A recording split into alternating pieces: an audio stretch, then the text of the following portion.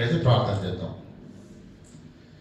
కనికరంగల దేవా, కృపోన్నతుడమైన మా కన్న తండ్రి, మీ ఘనమైన పవిత్రమైన హెచ్చించబడిన నామానికి కృతజ్ఞతాస్తుతులు తెలియజేసిన తండ్రి, గతించిన కాలమంతా మీ జీవం గల రెక్కల చోటున కాచి కాపాడి తండ్రి, నిత్యము తండ్రి మీ వాక్కుల చేత మా జీవితాలను సరిచేయాలని తండ్రి చేయించున్న ప్రతి ప్రయత్నానికి తండ్రి చూపుతున్న కృపకు ప్రేమకు తండ్రి శిరస్సు వచ్చి కృతజ్ఞతాస్తుతులు తెలియజేస్తున్నాం తండ్రి. ఈ తరుణాన్ని, ఈ అవకాశాన్ని పొందుకోలేని వారి ఎంతో మంది ఈ కాలగర్భంలో కలిసిపోయి ఉంటుండగా తండ్రి, అల్పులమైన మా అందరినీ తండ్రి మీరు జ్ఞాపకం చేసుకొని మీ కృప చేత మీ సన్నిధిని, ఈ తరుణాన్ని మాకు అనుగ్రహించి తండ్రి, సిద్ధపడిన మనసులతో తండ్రి వాక్కుల ముందు కూర్చుని పెట్టినందుకు వందనాలు దేవా. ఏ మాటల చేతనైతే మా జీవితంలో మీరు కట్టవలసిన వారై ఉన్నారు తండ్రి, అట్టి మాటలను తండ్రి సూటిగా స్పష్టంగా మాకు వినిపించి తండ్రి, మా అందరి జీవితాలు కట్టబడినట్లుగా, మా అందరి ఆత్మీయ జీవితాలు బలోపేతం అవునట్లుగా పరిశుద్ధాత్మ దేవుని సహాయం చేత ఉన్నతమైన వాక్య పరిచర్య జరిపించవలసిందిగా ప్రాధేయపడుతూ, కేవలం మీ నామ మహిమార్థంగా తండ్రి మా బ్రతుకులకు దీవెనకరంగా, ఆశీర్వాదకరంగా తండ్రి ఈ ఆరాధన అంతట్లో మీ యొక్క తోడును కనికరాన్ని మాకు అనుగ్రహించవలసిందిగా వేడుకుంటూ, అల్పుడమైన నాయందు కృపను, ఆత్మసహాయాన్ని దయచేసి మీ వాక్కులు ప్రకటించే భాగ్యాన్ని నాకు అనుగ్రహించవలసిందిగా ప్రాధేయపడుతూ క్రీస్తున్నామని ప్రార్థన వేడుకుంటున్నాం మా పరమ తండ్రి. ఆమేన్. ప్రియులారా, మరి గత 3 వారాల నుంచి దేవుని యొక్క వాక్యపు విశిష్టతను, దేవుని యొక్క ఔన్నత్యాన్ని, క్రైస్తవులుగా భూమి మీద మన యొక్క బాధ్యతను గుర్తింప చేసే బలమైన మాటల చేత మిమ్మల్ని వాక్యంలో నడిపించాను. మీ అందరికీ గుర్తుందని నేను అనుకుంటున్నాను. యెహోవాను వెతుకు కాలము ఏది? విన్నారు కదా? ఏ కాలం? ఈరోజు మనకు లోక జ్ఞానం తెలిసి మంచి చెడులను వివేచించు జ్ఞానం కలిగిన దినము మొదలుకొని మనం మరణించేంత వరకు ఏం కాలం అది? వెతకవలసిన కాలం. నువ్వు వెతకకపోయేసరికి దేవుడు నీ యొద్దకు వాక్యాన్ని పంపించి నిన్ను తలుపు తడుతున్నాడు. అప్పుడు నువ్వు అర్థం చేసుకోవాలి కదా. యెహోవాను వెతకాలని చెప్పారు. తర్వాత వాక్యమే దేవుడు. పుస్తకం కాదు బైబిల్ అంటే. ఏంటి? వాక్యమే దేవుడు. వాక్యమే దేవుడు. అయితే ఆ దేవుడు మన చేతిలో, నీ దగ్గర, నా దగ్గర ఉంటే, ఆ దేవుడి సన్నిధిని, ఆ దేవుడి తోడును కలిగి ఉన్న నీవు ఈనాడు ఏ స్థితిలో ఉన్నావు, ఎక్కడున్నావు అనేది కూడా మీకు చెప్పాను. గత వారం ఏం చెప్పాను? వాక్యము మీలో ఎలా ఫలిస్తుంది? ఒక చెట్టు ఎలా ఫలిస్తుందో మనకు అర్థం కావాలి. ఎలా ఫలిస్తుందండి? చెప్పండి. చూడలేదు ఎప్పుడు చెట్లని? ఏమన్నా రసాయన శాస్త్రవేత్త చెప్తున్న మాట చెప్తున్నానా? చెట్టు ఎలా ఫలిస్తుంది? దాన్ని ఒక చోట నాణ్యమైన భూమిలో నాటాలి, దాని యోగక్షేమాలు చూసుకోవాలి కదా, దానికి ఎరువు వేయాలి, దానికి పశువుల బారి నుంచి కాపాడబడే కంచెను వేయాలి. అంటే ఒక పసిబిడ్డను కాపాడినట్టు యజమాని ఆ మొక్కను కాపాడితే అప్పుడు అది మొక్కై వృక్షమై ఆకులతో, కాండాలతో, కొమ్మలతో, రెమ్మలతో కదా, ముందుగా పువ్వులు వస్తాయి. ఆ తర్వాత ఆ పువ్వే కాయలవుతుంది, ఆ కాయలే ఫలాలవుతుంది. ఒక చెట్టు ఎలా ఫలిస్తుందో నీ కళ్ళకు కట్టినట్టుగా ప్రతి వ్యవసాయదారుడు దాన్ని ప్రతినిత్యం చూస్తున్న దృశ్యం కొత్త విషయమేం కాదు కదా. ఒక చెట్టు ఎలా ఫలిస్తుందో ఎరిగినప్పుడు, అర్థమైనప్పుడు, తెలిసినప్పుడు వాక్యంలో నువ్వు ఎలా ఫలిస్తావు అది నీకు అర్థం కావలసిన భాష. నీకు కానీ అర్థమవుతుందండి. గత వారం మీరు విన్న పాఠాన్ని బట్టి మనలో వాక్యం ఫలిస్తుందా? చెప్పండి, మనలో వాక్యం ఫలిస్తుందా? అసలు వాక్యము ఫలించాలి అంటే నువ్వు ఎక్కడ ఉండాలి? అపోస్తలుల బోధయందు, సంఘ సావాసమందు, ప్రార్థనా జీవితమందు తెగక ఉండాలన్నాడా? అప్పుడప్పుడు రావాలన్నాడా? కదా. మొక్కను ఒక భూమిలో నాటామనుకోండి, అది కొంతకాలానికి కొన్ని రోజుల తర్వాత అది మెల్లగా వేళ్ళను తన్నుకొని మొలకెత్తుతా ఉంటుంది. మీరేం చేయండి, దాన్ని పెగిలించండి, తీసుకెళ్ళి ఇంకో చోట పెట్టండి, మళ్ళీ వరద మళ్ళీ పెగిలించండి, ఇంకో చోట పెట్టండి. ఒకవేళ లేదండి అలా పెగిలించడం కూడా అది అసలు పెగిలించిన తర్వాత దాని జీవం ఉంటుందా? ఒక్క చోటే ఉండాలి. అది నాటిన మొక్క దినము మొదలుకొని అనేక దినములు అక్కడే అది ఉంటేనే అప్పుడు అది వేళ్ళు భూమిలోకి తన్నుకొని వెళ్ళి మొక్కై వృక్షమై మహావృక్షంగా మారి అప్పుడు ఫలాలను తీసుకొని వస్తుంది. 2 వారాలు కానీ పెగిలించేయండి, ఇంకో దగ్గర తీసుకెళ్ళి పెట్టండి. లేదంటే మన జేసీబీలో ఉంటాయి కదండి, దాంతో మాత్రం అవ్వట్లేదంటే దాంతో కూడా ట్రై చేయండి, ఉంటుందా? 2 పడవల మీద ప్రయాణం ముందుకు సాగదు. ఒక్క చోటే నాటపడాలి. ఆ నాటపడడానికి ముందు ఈ లోకంలో క్రైస్తవ సమాజంలో ఉన్న భిన్న బోధలు మనందరికి తెలుసు కనుక ఏది ఆరోగ్యకరమైన బోధను, ఏ బోధ నిన్ను పరలోకంకు చేరుస్తుందో నువ్వు పరిశీలించి సమస్తమును పరీక్షించి మేలైనది. మనకు కూరగాయల్లో పరిశీలన తెలుసు, కొనుక్కునే వస్త్రాలను పరిశీలించడం తెలుసు, అంతేనమ్మా?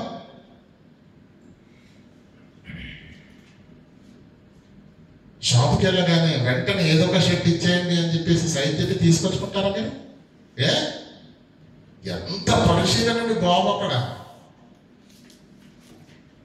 వేసుకుని చొక్కా దగ్గర పరిశీలన ఉంది, తినే ఆహారం దగ్గర పరిశీలన ఉంది. నీ దైనందిన జీవితంలో నువ్వు అనుభవిస్తున్న ప్రతి దాని విషయంలో పరిశోధన ద బెస్ట్ ఉంటే తప్ప నువ్వు వాడలేనప్పుడు ఈ ఆత్మ నిత్య జీవానికి వెళ్ళాలి, పరలోకానికి వెళ్ళాలంటే ఏ బోధ పడితే ఆ బోధ నిన్ను పరలోకానికి చేర్చదు. ఎందుకంటే యేసుక్రీస్తే అన్నాడు, అబద్ధ ప్రవక్తలను గురించి మీరు జాగ్రత్త పడండి. అప్పటికే ఉన్నారు. 2 పేతురు 2వ అధ్యాయం 1వ వచనం ఏంటో చదవండి.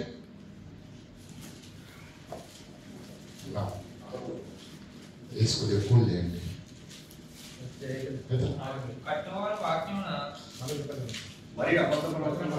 మరియు అబద్ధ ప్రవక్తలు ప్రజలలో ఉన్నారు. ప్రారంభ శతాబ్దంలోనే అలాగే అని సంఘానికి ఏం చెప్తున్నా తెలుసా? ప్రతి బోధ దేవుని సంబంధమైనది కాదు. అలాగే మీలో అబద్ధ బోధకులు ఉన్నారు కదండి. 1 యోహాను పత్రిక 4వ అధ్యాయం 1వ వచనం, ప్రియులారా అనేకులైన అబద్ధ ప్రవక్తలు, అనేకులు ద నంబర్ ఆఫ్ పీపుల్, అనేకులు అబద్ధ ప్రవక్తలు లోకములోనికి బయలు వెళ్ళారు. ఎందుకు? గనుక క్రైస్తవ సమాజమా, వినబడుతున్న ప్రతి మాట దేవుని సంబంధమైనది కాదు. బైబిల్ పట్టిన ప్రతి వాడు దేవుని సేవకుడు కాదు. తస్మాత్ జాగ్రత్త. కారణం, అబద్ధ ప్రవక్తలు లోకములోనికి బయలు వెళ్ళారు. కనుక నువ్వు జాగ్రత్తగా ఉండాలి. నీ ఆత్మీయ జీవితం పరలోకానికి నడిపింపబడాలి అంటే నువ్వు ఏ బోధ పడితే ఆ బోధ నమ్మడానికి వీలు ఏదో. చాలా మందికి పిచ్చి ఉంటుందండి, బట్టల పిచ్చి ఉంటుంది, లేరా? ఉందా లేదా? బ్రాండ్ ఉంటుందండి బాబు. ఆ షాపులో తప్ప మరి ఏ షాపులో మనవాడు కొండు. పట్టు వీధిలో ఉందో షాపు కొంటావేటి? దగ్గరలో ఉంది కదండి. ద బెస్ట్ క్వాలిటీ వస్త్రాలు నాకు అక్కడే మర్చిపోయాను. అంత దూరం ప్రయాణించి తీసుకుంటావు, కానీ దేవుని విషయానికి వచ్చేసరికి అంత దూరం అండి నేను వెళ్ళలేనండి. ఇప్పుడు అక్కడే ఉంది కదండి, ఏదైతే ఉందో అంత దేవుడే కదండి. అవునా కాదా? నీకు కావలసిన తిండి, నీకు కావలసిన మంచి రెస్టారెంట్, ఫేవరెట్ ఉండదండి ఒకటి బాబు, అది ఎక్కడున్నా వదిలేవు మనం. పక్కనే ఉంటాయి 10 తింటావా? నో. మనం తినే తిండి దగ్గర మనకు రుచికరమైన, మనకు నచ్చిన ద బెస్ట్ అనేది మనం ఎంచుకుంటున్నాం కదా. వేసుకునే వస్త్రాల దగ్గర ఆలోచన ఉంది కదా, తినే తిండి దగ్గర ఆలోచన ఉంది కదా. వాక్య విషయానికి వచ్చేసరికి చెప్తారండి, నాకు చాలా మంది చెప్తారు, ఏముందన్నా అంతా దేవుడే కదన్నా. నేను వెళ్తున్నాను, ఇక్కడ పక్కన ఉందండి, మాకు వెళ్తున్నాను. గోడ్ అనేకులైన అబద్ధ ప్రవక్తలు లోకములోనికి బయలు వెళ్ళిన్నారు కనుక నీకు జాగ్రత్త ఉండాలా, నీకు ఒక అవగాహన ఉండాలా, నీకు ఒక స్పృహ ఉండాలా. ఆ బోధ నన్ను పరలోకానికి చేరుస్తుందా? ఆ బోధ నా జీవితాన్ని కడుతుందా? ఆ బోధ నన్ను గద్దిస్తుందా? ఆ బోధ నన్ను సరిచేస్తుందా? మేలు కోరి స్నేహితుడు పగవాడు లెక్కలేనన్ని ముద్దులు. బోధమేముంది? గద్దెంపులు ఉన్నాయా, ముద్దులు ఉన్నాయా? అంత ధాటిగా చెప్పకూడదండి ఎవరి సంఘానికి రాను. కనుక ప్రియులారా, అబద్ధ ప్రవక్తలు లోకంలోనికి వెళ్ళిన వైనం మనకు పరిశుద్ధాత్మ దేవుడు చెప్తున్నాడు. ఈ మాట మీరు నమ్ముతున్నారా? అయితే ఏ బోధనండి ఆ బోధన నమ్మకండి. మీరు ఆలోచించండి. సమస్తమును పరీక్షించి మేలైనది, శ్రేష్టమైనది, నిన్ను దేవునికి దగ్గర చేసేది, పాపానికి దూరం చేసి దేవునికి దగ్గర చేసే బోధ, ఖండించేది, గద్దించేది, సరిచేసేది, నీ జీవితాన్ని కట్టే బోధను ఎక్కడున్నా వెళ్ళు. కష్టమైన ఏది ఊరికే రాదు కదండి. డబ్బులు ఊరికి వస్తాయండి మనకు? ఎంత చెమట చిందిస్తే తప్ప మనకు డబ్బులు రావు. కనుక బోధ విషయంలో, మన జీవితాలను కట్టి ఆ వాక్యం విషయంలో మనము చాలా జాగ్రత్తగా ఉండాలి. కానీ ఈరోజు ఏమైపోయిందంటే, ఇక్కడ కొన్ని రోజులు, అక్కడ కొన్ని రోజులు, మరో సంఘానికి కొన్ని రోజులు, మరొక సంఘానికి కొన్ని రోజులు, వీళ్ళు ఒక పట్టాన ఉండరు. అందుకే ఏమని తెలుసా? అస్థిరులు అన్నాడు వాక్యంలో. దాన్ని ఎవరు? వాళ్ళు స్థిరంగా ఉండరు.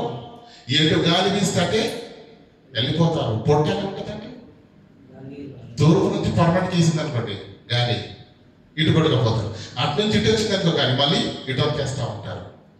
అందుకే ఏమన్నాడు తెలుసా? మనందరినీ గద్దిస్తూ, మన ఎఫెసీయులకు రాసిన పత్రిక 4:16 చదవడమా?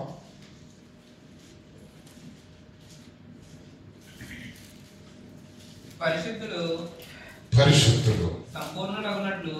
పరిశుద్ధులు ఏం కావాలండి? సంపూర్ణులు అవ్వాలి.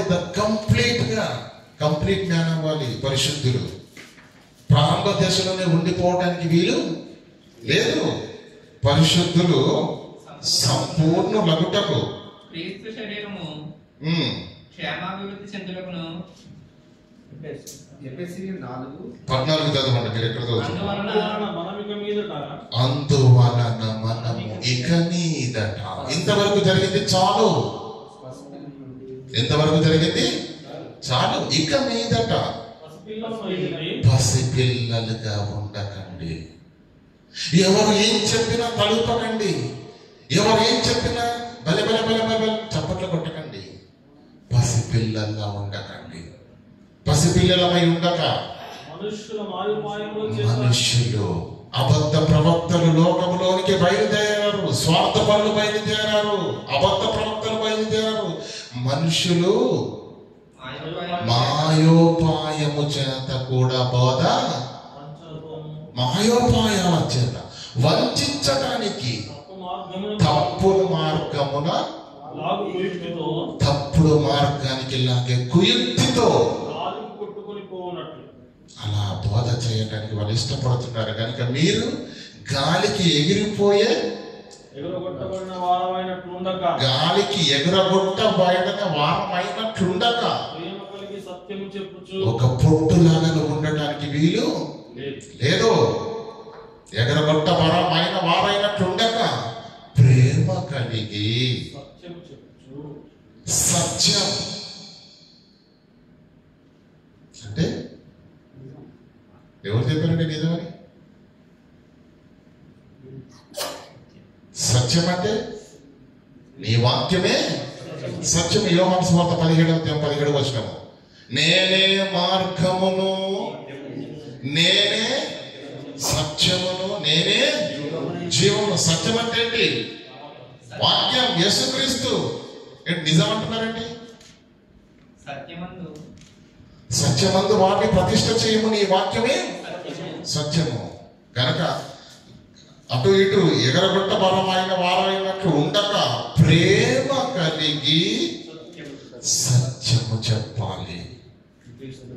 ప్రేమ కలిగి సత్యము చెప్పుచు క్రీస్తు వలె ఉండునట్లు. మీ గురి క్రీస్తు కావాలి. మీరు క్రీస్తును చూడాలి, మీరు వాక్యాన్ని చూడాలి, పక్కోని కాదు. పక్కోడిని చూశారంటే వాడు పోతాడు, మనం పోతాం. మనం చూడవలసింది ఎవరినండి? కొంతమందికి ఏమండి దేహ సౌష్ఠత్వాన్ని పెంచడానికి ఏమండి కండలు తిరిగిన దేహాన్ని మార్చడానికి ఏం చేస్తారంటే బిల్డర్స్, బాడీ బిల్డర్స్ ఏం చేస్తారు? వాళ్ళ దగ్గర వాళ్ళ ఇంట్లో మంచి ఫోటో పెట్టుకుంటారండి. ఎవరిది పెట్టుకుంటారండి? మంచి కండలు తిరిగిన దేహంతో ఉన్నటువంటి టీబీ పేషెంట్ పెట్టుకుంటారండి. ఎవరు క్యాన్సర్ వ్యాధి రోగగ్రస్తులు ఎలా ఉంటారండి? శరీరం అంతా చిక్కిపోయి ఎముకలు బయటకు వచ్చేసి అసలు శరీరం ఉందా లేదంటే పెయింట్ వేసారు అన్నట్టు వస్తుంది వాళ్ళది. అలాంటి మరి ఫోటో పెట్టుకుంటే అసలు చెయ్యాలనిపిస్తుందా? నీ భక్తి మార్గము, నీ భక్తి జీవము, నీ భక్తిలో జీవము సంపన్నం అవ్వాలంటే నువ్వు ఎదురుగా పెట్టుకోవాల్సింది ఎవరిని తెలుసా? ఎవరిని? కానీ మనం ఎవరు యేసుక్రీస్తుని పెట్టుకోమండి. మనం ఏం చేస్తామంటే పక్కన వస్తాం. వీడు వారానికి 3 వారాలు చర్చికి, నేనైతే 2 వారాలు వెళ్తాను. 2 వారాలు వీడి మీద నేను బెస్టే, బాగా వాడు పోతాడు. క్రీస్తును ప్రేమ కలిగి సత్యమును చెప్పుచు మీరు అన్ని విషయాల్లో ఎదుగునట్లు క్రీస్తును చూడమన్నాడు. చూస్తున్నామండి? సత్యాన్ని చెబుతున్నారా? సత్యాన్ని వింటున్నారా? సత్యాన్ని ఆలోచిస్తున్నారా? అంత దూరం ఎవరు వెళ్తారండి? పక్కీదులు ఉందిలేండి. పైగా పాస్టర్ గారు మీరే చెప్పారు కదా, ఏదైనా దేవుని సన్నిధి అని, అందుకే పక్కకి వెళ్తున్నా. మంచిదే, జాగ్రత్త. మన వేసుకునే దుస్తుల దగ్గర ఉన్న పరిశోధన మన జీవితాలను కట్టే వాక్యం దగ్గర లేకపోతే నష్టపోయేది ఎవరికి? మీరే. ఒక వృక్షం ఫలములు రావాలి అంటే అది నాటిన చోటే ఉండాలా లేదంటే అటు ఇటు వెళ్ళాలా? నానా విధములైన అన్య బోధల చేత త్రిప్పబడకండి అనే వాక్యంలో ఉందా లేదా? హెబ్రీలకు రాసిన పత్రిక 13:9 ఏముంది? నానా విధములైన అన్య బోధల చేత త్రిప్పబడకండి. వెళ్ళండి, పర్లేదన్న పరిశుద్ధాత్మ దేవుడు. త్రిప్పబడతారు, త్రొట్టిల్లుతారు, మోసపోతారు. కనుక నాటిన చోటే విత్తనం ఉండాలి. నీవు ఎక్కడ బాప్తిసం తీసుకున్నావో ఆ సంఘం, ఎందుకంటే నువ్వు ఫలాలు రావాలి అంటే నువ్వు మొక్కై బలమై ఎదగాలి. అర్థం. మరి సామర్థ్యాన్ని నువ్వు సంపాదించుకోవాలంటే ప్రియులారా నువ్వేం చేయాలి? సంఘ సావాసమందులో అపోస్తలుల బోధ యందును, ప్రార్థనా జీవితం అందును, రొట్టె విరుచుట యందును ఎడతెగక. అది భక్తి, అది భక్తి. కనుక ప్రియులారా, ఒక చెట్టు ఒక చోట కొన్ని రోజులు, ఇంకో చోట కొన్ని రోజులు, ఇంకో చోట కొన్ని రోజులు ఉంటుంది, ఫలించదు, ఎండిపోద్ది, మాడిపోద్ది. అది మనందరికీ బాగా తెలుసు. రెండు పడవల మీద అదే అటొక కాలు ఇటొక కాలు వేసేటటువంటి వాటి ప్రయాణం ముందుకు సాగదు. మరి మన ఆత్మీయ జీవితం అస్థిరులు అన్నాడు. అస్థిరులు అంటే ఏంటి? వాడు స్థిరంగా ఒక చోట పండడం. మనము ఎవరినైనా అడిగినప్పుడు ఎక్కడంటే హైదరాబాద్లో స్థిరపడ్డామండి అంటారు. ఎక్కడ స్థిరపడ్డం ఏంటి? అక్కడ ఉండేసి కాంక్రీట్ వేసి పిల్లర్ లాగా చేశారని దాని అర్థం. ఇంతకు ముందు జాబ్ ఉండడం వల్ల ఏం చేసేవాడిని? అక్కడో 2 నెలలు కిరాయి ఉండేవాడిని, ఇక్కడో 2 నెలలు, ఇక్కడో 2 నెలలు, ఇక్కడో 6 నెలలు కదా. అప్పుడు ఒక స్థిరత్వం లేకుండా ఉద్యోగరీత్యా తిరిగేవాడిని. ఇప్పుడు ఏమైంది? ఇప్పుడు స్థిరపడ్డాను అంటే దాని అర్థం ఒకే చోట ఉన్నాను. అస్థిరులు అన్నాడు. 2వ పేతురుకు రాసిన పత్రికలు దయచేసి చూడండి. 2వ పేతురుకు రాసిన పత్రిక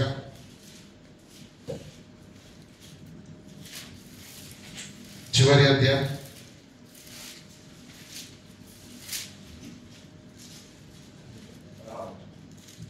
16వ వచనం. వీటిని గూర్చి వాక్యాన్ని గురించి పత్రికలన్నింటిలో బోధిస్తున్నాడు పౌలు గారు. అయితే వాటిలో కొన్ని సంగతులు గ్రహించడం కష్టమైనవి. వీటిని విద్య లేని వారు, జ్ఞానము లేని వారు, అస్థిరులు. అస్థిరులు అంటే ఏంటి?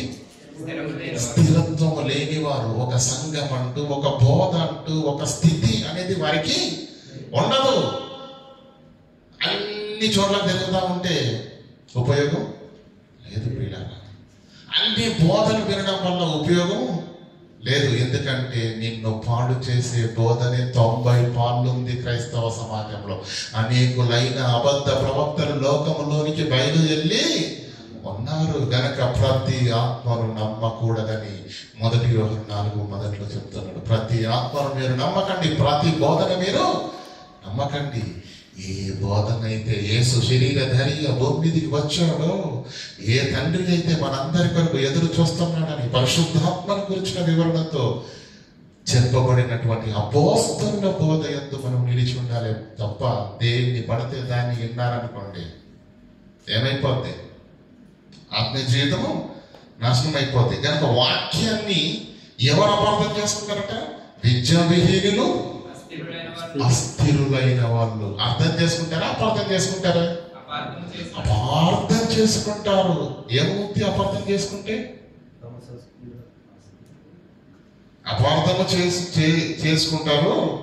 తమ స్వకీయ నాశనమునకు. అపార్థం చేస్తే ఏమవుతుంది? వాక్యాన్ని వారు స్వకీయంగా తనే నాశనం అయిపోతారు. నంబర్ 1, తమ మాటలు విన్న విశ్వాసులు కూడా కదా. అస్థిరులు వాక్యాన్ని అర్థం చేసుకుంటారా? అపార్థం చేసుకుంటారా? అపార్థం చేసుకుంటారు. స్థిరత్వం లేని వాళ్ళు, విద్యా విహీనులు కూడా ఏం చేస్తారు? వాక్యాన్ని అపార్థం చేస్తారు. ప్రియులారా, మెడికల్ షాప్ మనందరికీ తెలుసు కదా. మెడికల్ షాప్ లో ఉండే మందులన్నీ దేనికండి? మన రోగాలను నయము చేయడానికి. అవునా కదా? మనకు ఆరోగ్యం బాగాలేదనుకోండి, మెడికల్ షాప్కి వెళ్ళి ఏమైనా కొన్ని మాత్రలు ఇవ్వండి మాకు అని చెప్పేసి మనం తీసుకొచ్చుకొని వేసుకున్నాం అనుకోండి, రోగం బాగవుద్దా? అవుతామా? అదేంటండి, మెడికల్ షాప్ లో ఉన్న మందులన్నీ రోగాలను నయం చేయడానికి అని చెప్పారు కదా అంటే, ఈ రోగం ఏంటో తెలియాలి, దానికి మందేంటో తెలియాలి. ఆ మందు ఎంత మోతాదులో తీసుకోవాలి. ఆ మందును ప్రొద్దున వేసుకోవాలా, మధ్యాహ్నం వేసుకోవాలా, తిన్నాక వేసుకోవాలా, తినక ముందు వేసుకోవాలా? ఎంత ఎంత ఉందండి వివరణ? నీ రోగానికి సరి అయిన మందు డాక్టర్ ఇస్తాడు, అది మోతాదులో ఇస్తాడు. అది మధ్యాహ్నం ఇస్తే మధ్యాహ్నం తీసుకో, ఉదయం ఇస్తే ఉదయం తీసుకో. ఏముందండి అన్ని నా పడితే రాశారు కదా అని చెప్పి కలిపేసుకున్నాం అనుకో, ఉంటుంది. వాక్యం కూడా మన ఆత్మీయ జీవితాన్ని నయం చేసేది, మన ఆత్మీయ రోగాన్ని సరిచేసేది, మన ఆత్మీయ జీవితాన్ని సరిచేసేది. మరి ఆ వాక్యం అర్థమైతే మన ఆరోగ్యం బాగుంటుందా, అపార్థమైతే బాగుంటుందా? డాక్టర్ గారు ఇచ్చిన మందులు క్రమంగా వేసుకుంటే ఆరోగ్యం బాగుపడుతుందా? పొద్దున్న సాయంత్రం పొద్దున తినక ముందు వేసుకోమన్నా మాత్రం తిన్నప్పుడు వేసుకొని, తిన్న తర్వాత వేసుకోమన్నా మాత్రం తినక ముందే వేసేసుకున్నారు అనుకోండి, ఎలా ఉండేది? అంబులెన్స్కి ఫోన్ చేయాల్సిందే, అవునా కదా? అంటే డాక్టర్ గారు ఇచ్చిన మందులను క్రమంగా వాడకపోతే కూడా మనకు ఆరోగ్యము రాదు. మరి వాక్యాన్ని అపార్థం చేస్తే మన పరిస్థితి?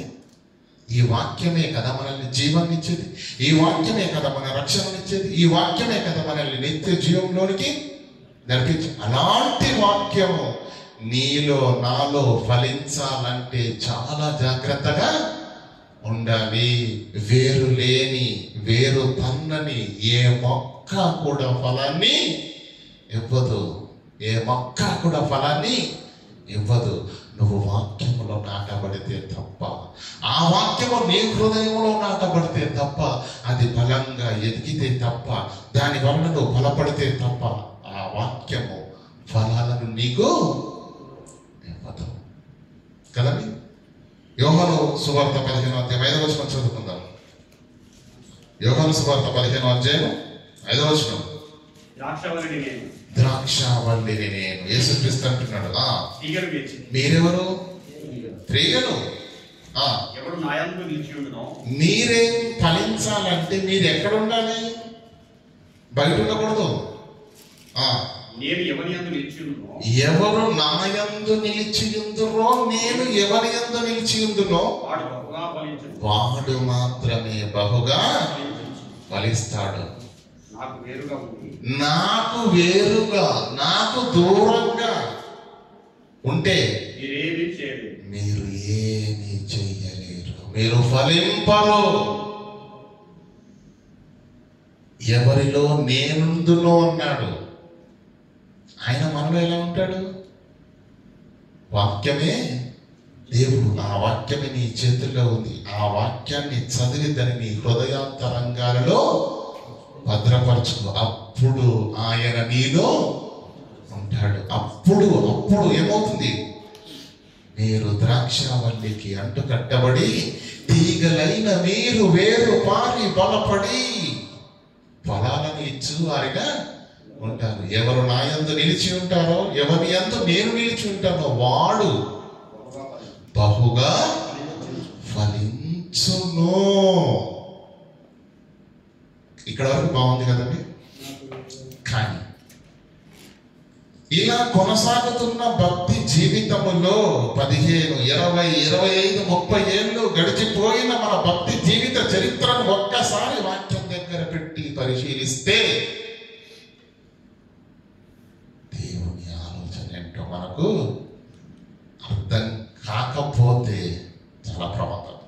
చూద్దామా? లూకాసు వార్త 13వ అధ్యాయం 7వ వచనం. దేవుని మనస్సు ఎలా ఉంటుంది, దేవుని ఆలోచన ఎలా ఉంటుంది? లూకాసు వార్త 13:7. ఇదిగే 3 ఏళ్ల నుంచి నేను ఈ అంజూరపు చెట్టును పండ్లు వెతుకుతున్నా. ఒక దేవుని ఆలోచన, దేవుని మనసు ఎలా ఉంటుందో మనకు అర్థం కావాలి. ఈరోజు ఏమంటాడు? 3 ఏళ్ల నుంచి ఈ అంజూరపు చెట్టుకు ఫలములను వెతుకుచున్నాను, కానీ ఏమీ అంటే ఆ చెట్టుకు ఫలాలు లేవు. అయితే యజమాని ఏమంటున్నాడు తెలుసా? మొదటి సంవత్సరం చూసాను, రెండవ సంవత్సరం చూశాను, మూడవ సంవత్సరం కూడా చూశాను. 3 సంవత్సరాల్లో ఈ చెట్టుకు ఫలములు రాలేవు కనుక యజమాని ఏమంటున్నాడు చూడండి, దీన్ని నరికి వేయుము. ఫలింపని చెట్టు, ఫలాలు ఇవ్వని చెట్టు ఉంటే ఎంత, ఊడితే ఎంత, దాని వలన నాకు ఉపయోగం లేదు కనుక దాన్ని నరికివేయి. దీని వలన ఈ భూమి నేల సారము ఎలా వ్యర్థమైపోవాలేనో దాన్ని పీకివేయండి, దాన్ని తీసివేయండి. దాని ప్లేస్ లో ఇంకా ద్రాక్ష గుత్తులు వేస్తే గుత్తులు కాస్తాయేమో, గెలలు కాస్తాయేమో, అదైనా నా కడుపు నింపుతుందేమో. పనికి రాని ఈ చెట్టు, ఫలాలు ఇవ్వని ఈ చెట్టు ఉండకూడదు, నరికేయండి అన్నాడు. ప్రియులారా, ఒక చెట్టు విషయంలోనే దేవుడు ఇలా ఆలోచిస్తున్నాడు అంటే, బాప్తిజము తీసుకుని క్రీస్తు రక్తము చేత కడగబడి 5, 10, 15, 20, 30 సంవత్సరాల భక్తి జీవితం కలిగిన నీవు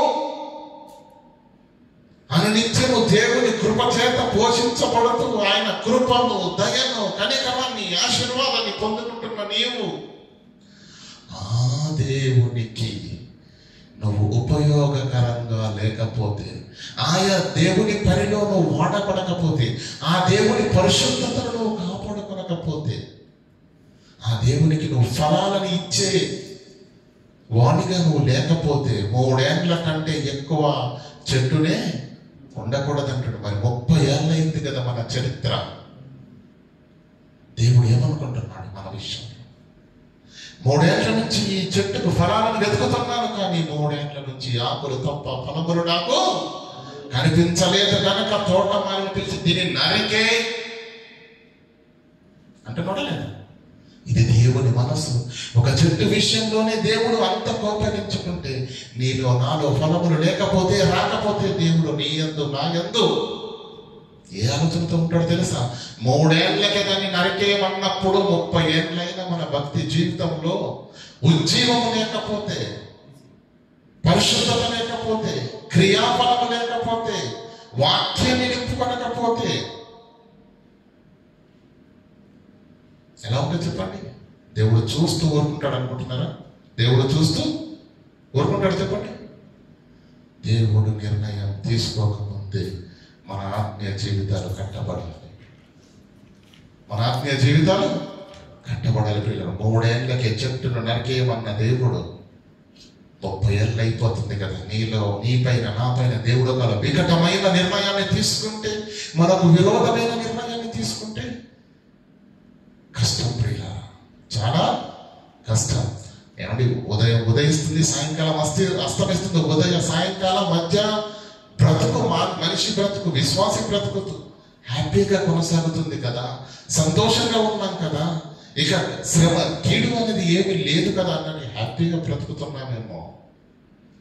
దేవుడు నీకు ఇచ్చిన సమయం, ఇప్పుడు దేవుడు మాట్లాడు. నీకు ఇవ్వబడిన సమయం అయిపోయిన తర్వాత దేవుడు లెక్క తీస్తాడు.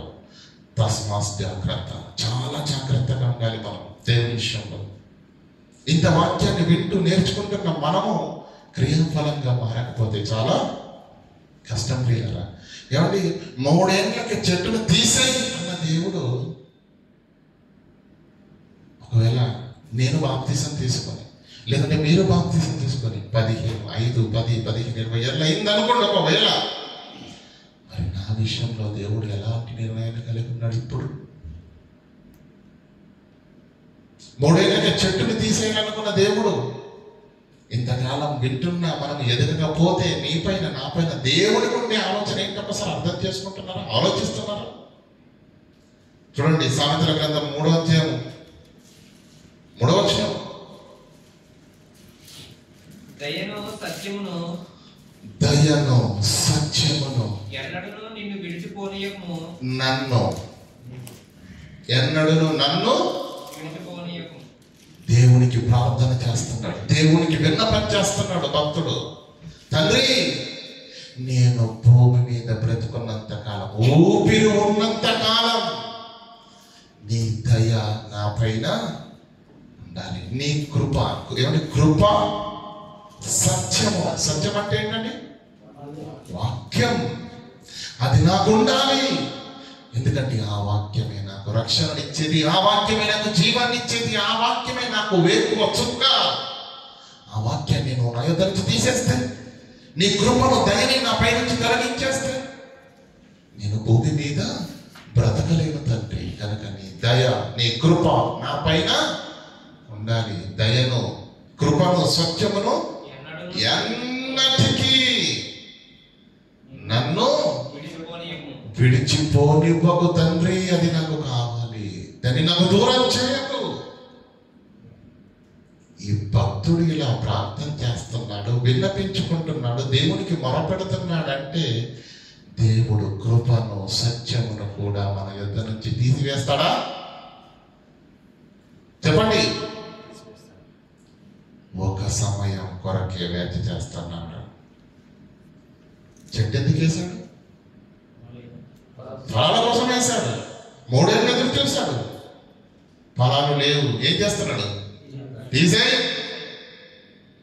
నీ ఎడల దయను, నీకు కృపను, నీకు సత్యమును ఎందుకు అనుగ్రహిస్తున్నాడు తెలుసా? నీ లోపల కూడా ఏం కావాలి? దేవునికి ఫలములు.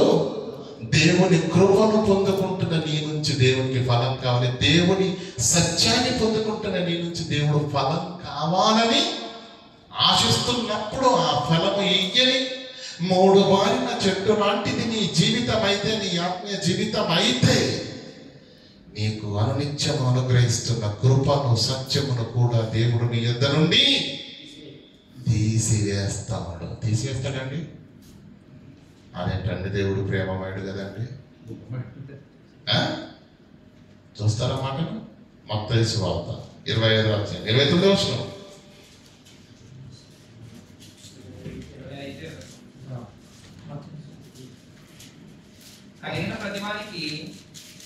కలిగిన ప్రతివానికి ఇయ్యబడును. ఏంటండి?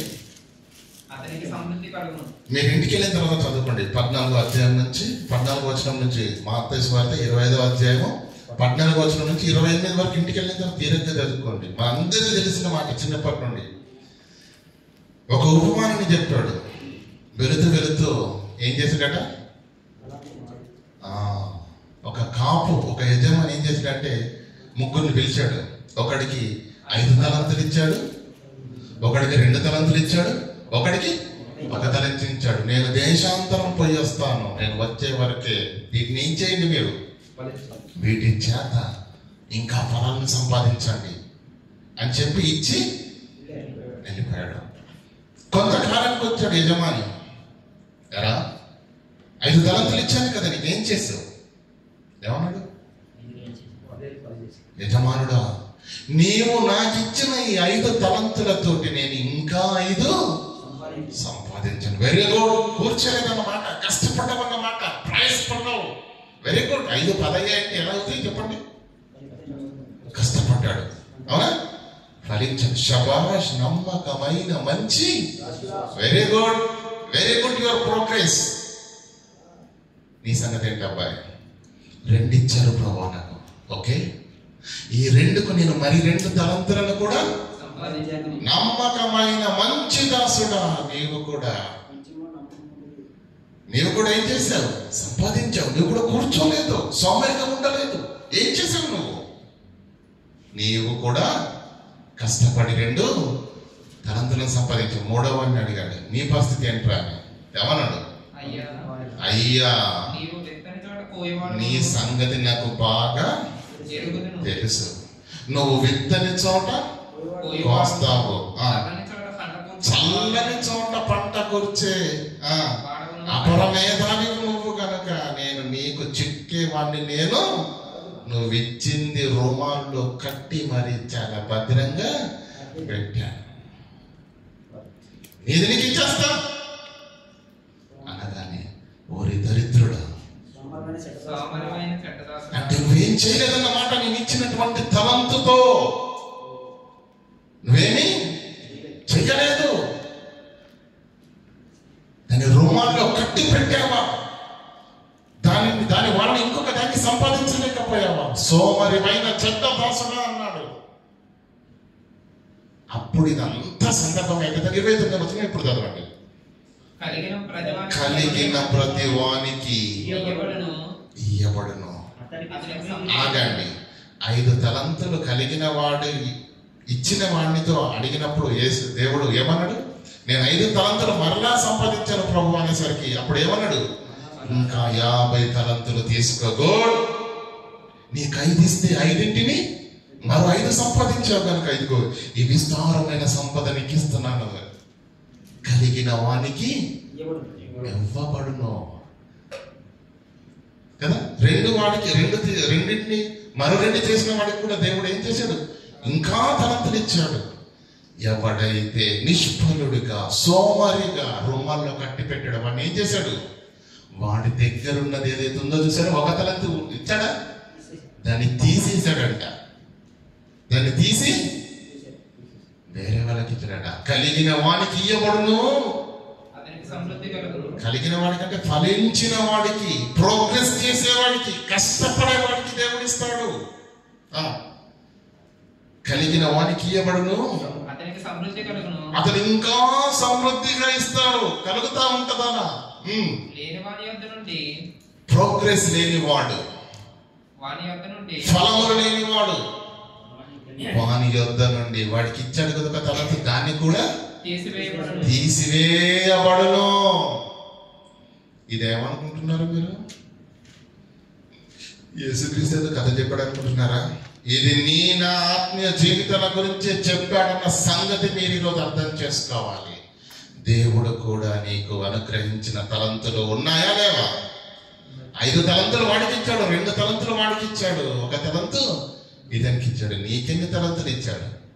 నీకివ్వబడిన తలంతులతో నువ్వేమైనా సంపాదించావా? ఇందాక సహోదరులు వాక్యం చదివారండి. ఎంత గంభీరంగా చదివారండి వాక్య పఠనం కదా. కొందరు చదువుకండి నోట్ల మాట అదేంటి కేకలేనంటే బయట వేస్తాం. దేవుని వాక్యం కదా. సహోదరులు పాట పాడారు ఇందాక. ఎలా అద్భుతమైన స్వరం. దేవుడు నీకిచ్చిన తలంతది, నీవు కలిగి ఉన్న స్థితి, నీకున్న ఉద్యోగమే, నీకున్న వేతనమే, నీకున్న గొప్ప స్థితే, నీకున్న ఆరోగ్యమే దేవుడు నీకిచ్చిన తలంతులు. వాటితో దేవునికి ఇంకేమైనా నీవు ఫలములు సంపాదించగలుగుతున్నావా? కృప లేనిది ఏమన్నా వచ్చాయండి? నీకు ఉద్యోగం వచ్చిందా? కృప లేనిది నీకు ఆరోగ్యం ఉందా? కృప లేనిది నీకు సాలరీ మంచిగా ఉందా? కృప లేనిది నీ స్థితి ఇలా బాగుందా? ఆ కృప దేవుడు నిర్విఘ్నంగా నీకు అనుగ్రహిస్తున్నా కూడా వాటిని అనుభవిస్తున్నావే తప్ప దేవుడికి ఏ విధంగా ఉపయోగపడకపోతే దయను కృపను నన్ను వీడిపోనీయకు తండ్రి పాదాలు పట్టుకుంటున్నాడు, వేడుకుంటున్నాడు. అది ఉండాలి అంటే దేవుడు ఎప్పటికీ ఉంచాలి అంటే నీవెలా ఉండాలో తెలుసా? 5 ఇచ్చిన వాడు 5 సంపాదిస్తే వాడికి 10 ఇచ్చాడు, 20 ఇచ్చాడు, 50 ఇచ్చాడు. కలిగిన వానికి సమృద్ధిగా వేయబడుతుంది. కలగాలి, ఫలాలు రావాలి, ప్రోగ్రెస్ కావాలి, పెరగాలి. 30 ఏళ్ళైనా దేవుడు మంచి స్వరం ఇచ్చిన సంఘంలో పాట పాడడం, బయట గొడవ పెట్టుకుంటారా? పేజీకి వెళ్తారా? మనకు ఆగిపోతావా? ఎవరా బస్తీ సవాలంటే వెళ్ళిపోతాం. అక్కడ భయం ఉండదే ఉంటదా? వాక్యం చదవాలంటే భయం, పాట పాడాలంటే భయం. మనకున్న స్వరం దేవుడు నీకు ఇచ్చిన తలంతు. కొంతమంది వాక్యం చెప్పాలని టక్కన తీసుకెళ్తారండి, సిస్టర్స్ కానీ బ్రదర్స్ కానీ. టక్కన అంత త్వరగా వెళ్ళిపోతుంది నాకు తెలియదండి. నేను చెప్పను కూడా చెప్పను, వాళ్ళకి ముందు చెప్పాను.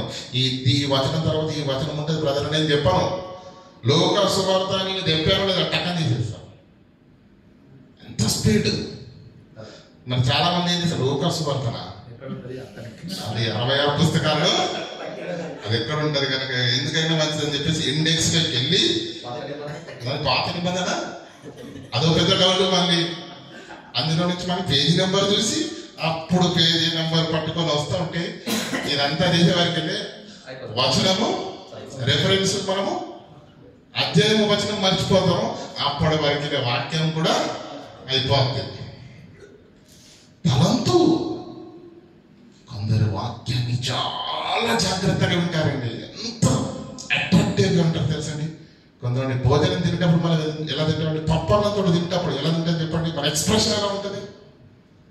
అమ్మా ఏం కొనున్నావమ్మా, ఏం లేదురా పప్పు వేసాను, ఏంటమ్మా ఏదో ఇక మూలుక్కుంటూ తింటారండి. బిర్యానీ చేశారు అనుకోండి, అబ్బా ఒక్క ముద్ద పెట్టగానే ఏమంటాం, ఎంత అద్భుతంగా ఉంది, ఆస్వాదిస్తూ తింటాం కదండి. ఏమండి వాక్యాన్ని కొంతమంది తినేటప్పుడు అండి నాకు కలిగే అనుభూతి, వాళ్ళు బిర్యానీ అనుకుంటారు దాన్ని, ఎంత ఆశతో ఉంటారు తెలుసా, ఆసక్తితో. దేవుడు ఇలా నన్ను ప్రేమిస్తున్నాడు, ఎంత గొప్పగా ప్రేమిస్తున్నాడు.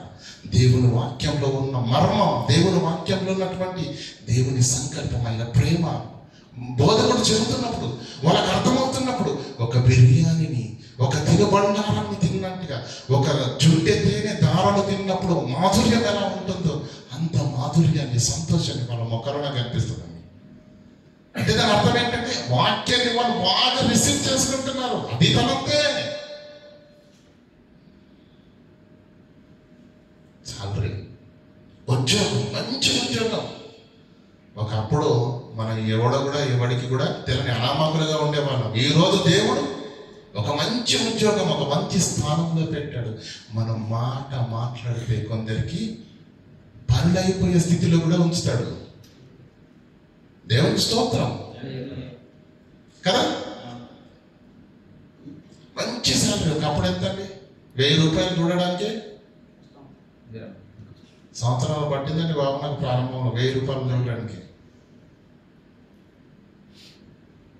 ఈరోజు మంచి సాలరీ, కృప. ఇదంతా దేవుడు నీకు ఎందుకు ఇస్తున్నాడు? 3వ అధ్యాయము 8వ వచనము లూకా సువార్త. 3వ అధ్యాయము 8వ వచనం లూకా సువార్త. మారు మనస్సుకు తగినట్టుగా దేవుని పిల్లలు అన్నట్టుగా మీరు ఫలాలను ఫలించండి. ఫలింపని ప్రతి చెట్టు నరకబడి అగ్నిలో వేయబడును, నాలో ఫలింపని ప్రతి తీగను పెరికి వేయబడును అన్నాడు యేసుక్రీస్తు కదా. కనుక మనం ఏం చేయాలి? మారు మనస్సుకు తగిన ఫలములను ఫలించాలంటే నువ్వు ఒంటు కట్టబడాలి, నువ్వు ఆధ్యాత్మిక జీవితంలో బలపడాలి. సంఘ సహవాసమందును, అపోస్తలుల బోధ యందును, ప్రార్థన జీవితమందును, రొట్టె విరుచుట యందును తెగక ఉండాలి నువ్వు. ప్రియరా, ఎంతటి మహాకృప, ఇంత మహాప్రత్యక్షత దేవుడు తన వాక్యము ద్వారా నీకు నాకు కలిగిస్తున్నప్పుడు విని సంబరపడి చంకలు గుద్దుకుంటున్నానే తప్ప ఆ ప్రత్యక్షతను, ఆ వాక్యం యొక్క మాధుర్యాన్ని నీ హృదయాంతరంగాల్లో నాటుకో. అది బలపడాలి. మరొక్కసారి విను, మరొక్కసారి చదువు. అది బలమై మొక్క మొలకై వృక్షంగా మారి ఫలాలు తీసుకుని వచ్చేటట్టుగా నీ జీవితాన్ని మార్చాలి, నీ ఆలోచననే మార్చాలి, నీ క్రియలే మారిపోవాలి. ఒకప్పుడు ఇంకొకటి దగ్గర తీసుకుని తిన్న మనము అవసరమైతే మన చేతులతో కనికరంతో ఇంకొకరికి అన్నము పెట్టగలగాలి. అన్ని విషయాల్లో మనం మార్పు పొందాలి ప్రియులారా, అన్ని విషయాల్లో మనము మార్పు పొందాలి. కనుక ఇలా అంటుకట్టబడి వాక్యాన్ని మన హృదయంలో నాటుకుంటే తప్ప మన ఆత్మీయ జీవితాలు ఫలించవు. అంత గొప్ప వాక్యం, లోకాలను కలిగించిన వాక్యం, దేవుని యొద్ద ఉన్న వాక్యం, దేవుడై ఉన్న వాక్యము, నీకు రక్షణనిచ్చిన వాక్యం, నేను పరలోకానికి నడిపించే వాక్యం నీకు ఇస్తే దేవుడు నువ్వేం చేస్తున్నావు? నిర్లక్ష్యం చేస్తున్నావు. ఎబ్రీలకు రాసిన పత్రిక 2వ అధ్యాయం 3వ వచనం ముగిస్తాను. ఎబ్రీలకు రాసిన పత్రిక 2వ అధ్యాయం 3వ వచనం. ఇంత గొప్ప ఎంత గొప్ప రక్షణను నీకు ఇచ్చాడో నీకు అర్థం కావట్లేదు. ఎక్కడో అనామకుడిగా ఉన్న నిన్ను దేవుడికి ఈరోజు ఉన్నత స్థితిలో నిలబెట్టాడు భౌతిక జీవిత విషయంలో. ఎందుకో తెలుసా? లోకంని దేవుడు ఎరగని వారు కంటే దేవుడిని ప్రేమించిన నిన్ను నన్ను ఎందుకు ఇలా గొప్ప చేస్తున్నాడు తెలుసా? దేవుడు నా కుమారుడికి నా మాటలు తెలుసు, నా ప్రేమ తెలుసు, నా ఆలోచన తెలుసు, నా వాక్యం తెలుసు. వీడిని గొప్ప చేస్తే వీడు ఇంకా 10 మంది దేవునిలోనికి నడిపిస్తాడు. గొప్ప కాగానే కొమ్ములు వచ్చేస్తాయి, కళ్ళు నెత్తికెక్కుతాయి. ఏమి తెలియని స్థితిలో దేవుని పని అంటే భయం, దేవుని కార్యక్రమం అంటే అన్న టైంకు ఉండిపోతాం. 4 రోజులు అయిపోయేసరికి కొమ్ములు వచ్చేసి కళ్ళు నెత్తికెక్కి దేవుని పని అంటే కూడా విలువ లేని స్థితిలోనికి వెళ్ళిపోతున్నారు. ఆ తర్వాత సంఘంలో ఉండరు, సంఘానికి దూరం అయిపోతారు. లోకానికి దగ్గర విందులు, వినోదాలు, ఏమండి షికారులు, ట్రిప్పులు. నిన్నెందుకు దేవుడు ఇంత ఉన్నత స్థితిలో నడిపించాడు తెలుసా? దయను, కృపను, సత్యమును నీకు ఎందుకు ఇచ్చాడో తెలుసా? నిలబడిన నీవు అనేకులను నిలబెట్టాలని, తన కళలను పండించాలని, తన ఆలోచన వాక్యాన్ని ఎరిగిన కుమారుడమైన నీవు తన ఆశలు తీరుస్తావని ఎంతో మందిని సంఘంలోనికి తీసుకొని ఈ మీద ఎన్నో ఆశలు ఉన్నాయి దేవునికి, ఎన్నో ఆలోచనలు ఉన్నాయి దేవునికి. కానీ మనం ఏం చేస్తున్నాం? గొప్ప స్థితిలోకి రాగానే చక్కగా చీటేసుకొని అంతా కూర్చొని కడుపులో నీళ్ళు కదలకుండా ఇంకా దానండి మనకి ఇంతకంటే ఇంకా చేయాల్సిందేమి లో. నూతన సంవత్సరము జరుగుతుండగా మన కార్యక్రమాలు కూడా ఏం కావాలి? నూతనం అవ్వాలి. గత సంవత్సరం కంటే ఈ సంవత్సరంలో ప్రోగ్రెస్ ఎక్కువగా ఉండాలి. ఆ సంవత్సరం కంటే పైన ఎక్కువగా ఉండాలి. ఎన్ని సంవత్సరాలు గెలిచినా మన భక్తి జీవితంలో ప్రోగ్రెస్ 0. అలాంటి తరుణం వస్తే ప్రియులారా, కలిగిన వానికి ఇయ్యబడుతుంది, లేని వానికి వాడి యొద్ద ఉన్న ఒక్క తలంతును కూడా దేవుడు తీసేస్తాడు. అప్పుడు ఈ లోకంలో సమాజం చేత మరువబడిన వాడపై గాలికి ఎగిరిపోయి పొట్టులాగా చేస్తాడు దేవుడు. దేవుని మనకు అనుగ్రహించిన కృపను, సత్యమును నిర్లక్ష్యం చేయడానికి వీలు. అందుకంటే మరి ఇంత గొప్ప రక్షణను నిర్లక్ష్యము చేసిన ఎడల మనము ఎలాగో తప్పించుకుందామో. ఇప్పటికన్నా మేలుకోండి, ఇప్పటికన్నా అర్థం చేసుకోండి ప్రియులారా. నీ చేతుల్లో ఉన్నది తెల్లటి కాగితం పైన నల్లటి అక్షరాలతో రాయబడిన సామాన్యమైన పుస్తకము కాదు. లోకం పుట్టక ముందు ఉన్నది దేవుని యొద్ద ఉన్న వాక్యము, దేవుడై ఉన్న వాక్యము, 2000 సంవత్సరాల క్రితము ఆకారాన్ని ధరించుకున్న వాక్యము, శిలువ మరణం పొందిన వాక్యము ఈ రోజుల్లో నీ చేతిలో అక్షరమాలగా మారి నీ చేతిలోకి వచ్చిన ఈ వాక్యం దేవుని కుమారుడు నజరేయుడైన యేసుక్రీస్తు. ఆ యేసుక్రీస్తును కలిగి ఉన్న నీవు, ఆ యేసుక్రీస్తును పట్టుకున్న నీవు, ఆ యేసుక్రీస్తుతో అనుబంధం కలిగిన నీవు 5, 10 సంవత్సరాలు 30 ఏళ్ల జీవిత చరిత్ర కలిగిన నీలో నాలో ఫలములు లేకపోతే కృప సత్యము మన నుంచి దూరంగా వెళ్ళిపోతుంది. అప్పుడు ఇస్కరియోతు యోధ దేవుడు విడిచిపెట్టేశాడు. వారిని చెయ్యరాని కార్యములు చేయుటకు భ్రష్ట మనసుకు వాడు అప్పగింపబడ్డాడు. ఆలోచించండి, దేవుని ఆత్మ ఇంకా మిమ్మల్ని నడిపిస్తుందా? దుష్టుడి ఆత్మ మిమ్మల్ని నడిపిస్తుందా? ఏ ఆలోచనలతో ఉన్నావు? ఏ ఉద్దేశాలతో ఉన్నావు? ఏ సంకల్పాలతో ఉన్నావు? వాక్యాన్ని విని వెళ్ళిన తర్వాత కనీసం ఈ మాటలు నలుగురికి చెప్పగలుగుతున్నావు, నీ కుటుంబానికి చెప్పగలుగుతున్నావు, నీ భార్య పిల్లలకి చెప్పగలుగుతున్నావా? నెక్స్ట్ వీక్ నీ ప్రోగ్రెస్ ఏంటి? నీ ప్రోగ్రామ్స్ ఏంటి? నెక్స్ట్ నెలలో నీ ఆలోచనలు ఏంటి? దేవుని వరకు ఏమి లేదు, చచ్చేంత వరకు ఏంటి? रोटी कपड़ा मकान, इससे ज्यादा और कुछ नहीं है. దేవుని కొరకు ఆలోచించదా? దేవుని కొరకు ఫలించొద్దా? దేవుని కొరకు కార్యక్రమాలు చేయొద్దా? దేవుని కొరకు ఆత్మలను నడిపించొద్దా? సంపాదించొద్దా? ఏం చేస్తావు? నీకు ఇన్ని తలంత మంచి ఉద్యోగం ఇచ్చాను, భార్యను ఇచ్చాను, పిల్లల్ని ఇచ్చాను, ఆరోగ్యాన్ని ఇచ్చాను, ఆశీర్వదించాను, భూములను ఇచ్చాను, ఎవరి మంచి ఇల్లుని ఇచ్చాను, ఇన్ని ఆశీర్వాదాలతో ఇంత కృపతో నేను ఆశీర్వదించాను కదా బిడ్డ, ఏం చేశావు నాకు అంటే, ప్రభువా ఈ పనులలో బిజీ అయిపోయాను ప్రభువా, సంఘానికి వెళ్ళి తీరిక లేకుండే ప్రభువా, గుండెపోటు ఇలా నచ్చింది ప్రభా, కళ్ళమయ్య ఇక్కడ ప్రత్యక్షమయ్యాను ప్రభా అనగానే ఏమంటారు తెలుసా, నీ కొరకు ఇంత కృపను నేను నీకు అనుగ్రహిస్తే నా కృప వలన బ్రతికిన నీవు నాకు ఫలములు తేలేదు కనుక నువ్వు ఫలించలేదు, నువ్వు వాక్యాన్ని నాటుకొనలేదు నీ హృదయంలో, ఆ వాక్యం నిన్ను బలపరచలేదు, ఆ వాక్యం నీకు ఫలాన్ని ఇచ్చే ఆత్మీయ జీవితాన్ని నీకు ఇవ్వలేదు కనుక నువ్వు ఏం చేయలేదు నా కొరకు కనుక సోమరివైన చెడ్డ దాసుడా, అపవాదికి నియమించిన అగ్నిగుండంలోనికి వెళ్ళు. కనుక ప్రియులారా, మన ఆత్మీయ జీవితాలను మీరు ఆలోచన చేయండి, మన ఆత్మీయ జీవితాలను ఆలోచించండి.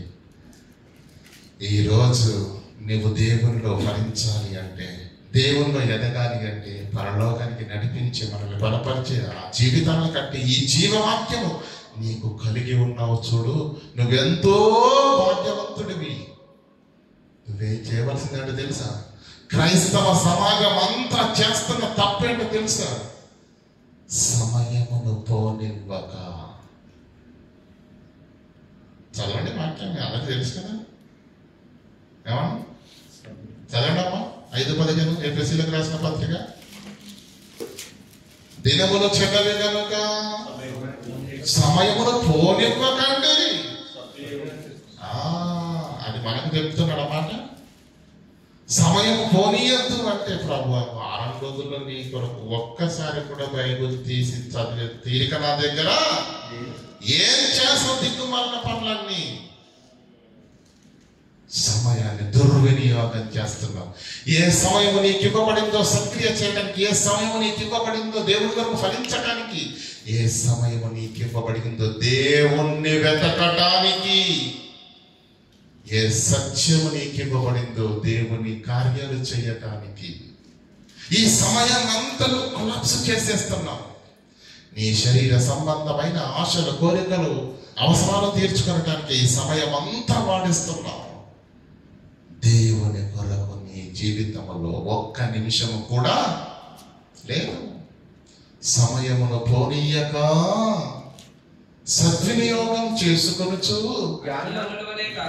అజ్ఞానులు దుర్వినియోగం చేస్తున్నారు. దేవుని పిల్లలు, సంఘములో ఉన్న విశ్వాసులైన మీరు, వాక్యాన్ని వింటున్న మీరు అజ్ఞానుల వలె కాక జ్ఞానుల వలె ప్రవర్తించున్నట్లు సమయాన్ని జాగ్రత్తగా కాపాడుకోండి.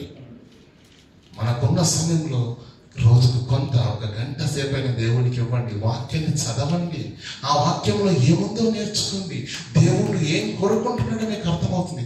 అప్పుడు మీ బ్రతుకులు ఎలా మలుచుకోవాలో మీకు అర్థమవుతుంది. ఇదంతా మీరు సమయాన్ని దేవుని వాక్యానికి ఇస్తే తప్ప జరగదు. కానీ మన దగ్గర ఉన్నదే, మన దగ్గర లేనిదే అది ఏంటి? దేవుని కొరకు సమయం అంటే చాలా కష్టం. మరి అన్నకేం పని పడలేదండి, ఉద్యోగం చేస్తలేడు, కుటుంబాన్ని చూసుకోలేదు, ఓ మెసేజ్లు, ఓ కాల్స్, ఎందుకు? ప్రేమ. తమ్ముడు రండి, ఆరాధనకు రండి, మిస్ కాకండి, నైట్ క్లాస్కి రండి తమ్ముడు, నైట్ క్లాస్కి రండి తమ్ముడు, టైం వేస్ట్ చేయకండి తమ్ముడు, రండి తమ్ముడు, మేము ఎక్కడి నుంచి వస్తున్నాం, మీరు రండి, కూర్చోండి, వస్తాం. ప్రేమ. మిమ్మల్ని వాక్యంలో ఫలింపచేయాలని, మిమ్మల్ని బలపరచాలని, మిమ్మల్ని నిలబెట్టాలని, మీరు దేవుని వాక్యంలో మిమ్మల్ని సంపూర్ణులు చేయాలని ప్రేమ. ఏమన్నా ఉద్యోగం లేదా? ఫోన్ చేస్తున్న సహోదరులకు, భార్య పిల్లలు లేరు, ఇంటి దగ్గర కుటుంబాలు లేవా, బయట సూపర్ మార్కెట్ లేవా షాపింగ్లు చేయడానికి, రెస్టారెంట్ లేవు ఇలా తీరబడి కూర్చోడానికి?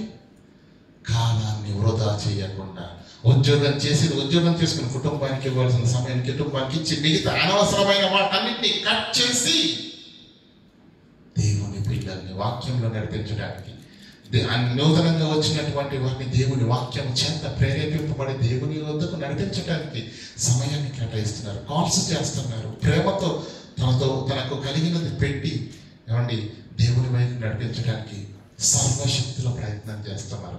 అది ఒక్కరితోటో ఇద్దరితోటో చేస్తే సంఘము అభివృద్ధి పొందదు. అందరూ పనివారం కావాలి, అందరము దేవుని కళను పండించాలి, అందరూ దేవుని కృపను పొందుకుంటున్నాము. అందరికీ దేవుడు సత్యాన్ని కూడా అనుగ్రహించాడు. నీకు ఇవ్వబడిన ఈ ఉన్నత స్థితి, అనుకూలమైన అన్ని పరిస్థితులే దేవుడు నీకు ఇచ్చిన తలంతో, ఈ ఉద్యోగం, ఈ స్థితి, ఈ ఆరోగ్యం, ఈ ఆశీర్వాదకరమైన జీవితము దేవుడు నీకు ఇచ్చిన కృప. ఈ కృపను పొందుకుంటున్న నీవు దేవునికి ఫలములు ఫలించే స్థితిలో లేకపోతే కలిగిన వానికి ఇవ్వబడును. ఏమండి, కలగని వానికి ఉన్నది కూడా తీసివేస్తాడు. ఏదో ఉన్నదని మీసాలు మెలేయద్దు, ఏదో ఉన్నదని ఏమండి అహంకార వైఖరిని ప్రవర్తించవద్దు ప్రియులారా. దేవుని కృప ఉన్నంత కాలము మనము ఎక్కడ కూడా కదిలించబడము. ఆ కృప తొలగిపోతే, ఆ కృప తొలగిపోతే గడ్డి పరక చాలు మన ప్రాణం తీయడానికి. గడ్డి పరక, గడ్డు వెంబడి నడుచుకుంటూ వెళ్తే ఏమి లేదండి, ఇలా చిన్న గరకపోతుంది తట్టుకొని పడ్డాడండి, వెంటనే ప్రాణం పోయిందండి. విన్నారు కదా ఇలాంటి అన్ని.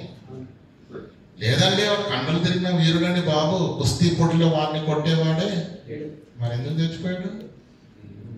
గడ్డి పరక. కృప అనేది ఎలా ఉంటుందో చెప్తున్నాను. ఎన్నో సందర్భాల్లో ఉంటాయి, ఎన్నో కష్టాలు, ఎన్నో యాక్సిడెంట్లో నుంచి కూడా తప్పించబడతాం. మరణము చివరి దాకా వెళ్ళి కూడా మనము రక్షించబడతాం.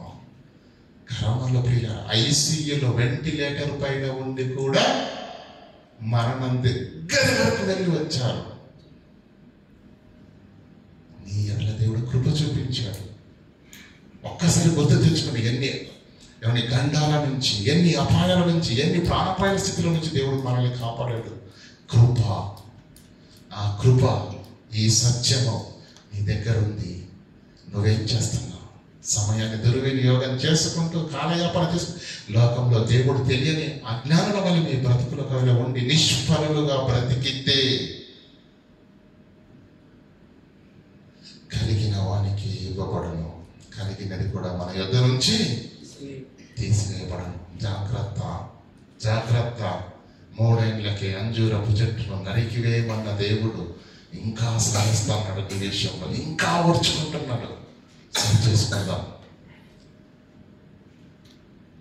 ఏమని క్రియా సంబంధమైన విశ్వాస జీవితాన్ని కనపరుస్తూ పరిశుద్ధంగా, భక్తిలో, పరిచర్యలు అనే ఆత్మను రక్షించడంలో దేవుని కార్యక్రమాలను విస్తృతం చేయడం మన పాత్ర, మన బాధ్యత. మనం అందరము శక్తి లోపం లేకుండా పోషిస్తూ దేవుని నామ మహిమ కొరకు, దేవుని నామ ఘనత కొరకు, దేవుని యొక్క కీర్తి కొరకు ప్రియులను మనమందరము సదా దాసుల వలె దేవుని పనిని బలోపేతం చేసి మన ఆత్మ జీవితాల్లో మెండైన ఆశీర్వాదములు పొందుదుముగాక. క్రియాఫలమైనటువంటి భక్తి జీవిత సారాన్ని గుర్తెరిగి మన జీవితాలలో ఉన్న అవిధేయతను సరి చేసుకొని, లోపాలను సరి చేసుకొని మనము దేవునిలో ఫలించుదుము గాక. ఆమేన్.